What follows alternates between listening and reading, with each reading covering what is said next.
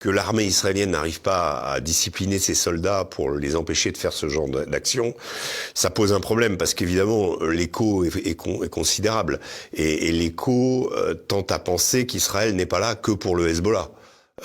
Qu'Israël serait là pour annexer le Liban Sud. Ce que professent un certain nombre d'acteurs, y compris de gens au gouvernement israélien, je pense en particulier à Bezalel Smotrich, qui récemment a un fils qui a été blessé pendant la guerre.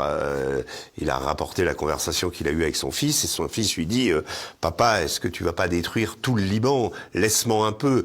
Et le père de répondre à son fils « T'inquiète pas mon fils, il y en aura pour tout le monde ». Avec ce genre de propos qui sont pas des propos tenus par un troufion de base un peu abruti qui va casser une croix.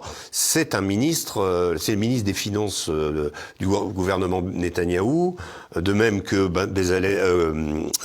Itamar Ben-Gvir, lui est le ministre de la Sécurité, et lui par contre c'est l'allié des colons en Cisjordanie qui perpétue chaque jour des actes abominables qui correspondent à de la colonisation forcée, même dans des zones qui sont pas où Israël n'a pas de prétention. Donc il cautionne ces gestes-là, et ces deux figures qui sont, on va dire, d'importance et qui se trouvent au gouvernement.